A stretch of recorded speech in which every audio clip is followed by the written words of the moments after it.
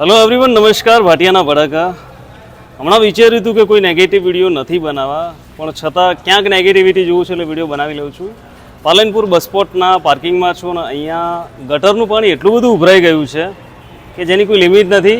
પાર્કિંગના તમે 20 રૂપિયા આપતા જશો. ઘણા લોકોને ખબર છે કે તમે બસ સ્પોટમાં આવો છો તો પાર્કિંગના 20 રૂપિયા અહીંયા લેવામાં આવે છે, છતાં પણ તમને સર્વિસમાં શું મળે છે?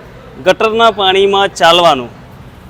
અહીંયા ઉપરથી એક ભૂંગળું ફૂટી ગયું છે અને ગટરનું પાણી વહી રહ્યું છે અને દુર્ગંધ મારી રહ્યું છે, વાસ આવી રહ્યું છે. છતાં હું તો વિડીયો બનાવું છું કે આ વિડીયો મારો સિસ્ટમ સુધી પહોંચે. જે લોકો આનો વહીવટ કરે છે, જે સંભાળે છે, એ લોકો સુધી આ વિડીયો પહોંચે અને એમને ખબર પડે કે ઇન્સ્ટન્ટલી આ કામ કરીએ અને ગટરનું પાણી બંધ કરાવીએ. એમના જોડે વાત કરીએ તો એમને એવું કહ્યું કે ઉપર જે નાસ્તાની દુકાનો છે, લોકો બધો એંઠવાડ અહીંયા ઢોળે છે અને એના કારણે અહીંયા ગટર લાઈન ઉભરાઈ ગઈ છે.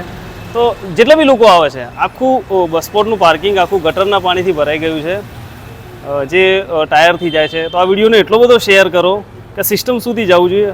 આપણા પાલનપુરમાં ગંદકી ના થવી જોઈએ અને જ્યાં ગંદકી થશે ત્યાં હું અવાજ ઉપાડીશ. જય હિન્દ, જય જય ગરવી ગુજરાત.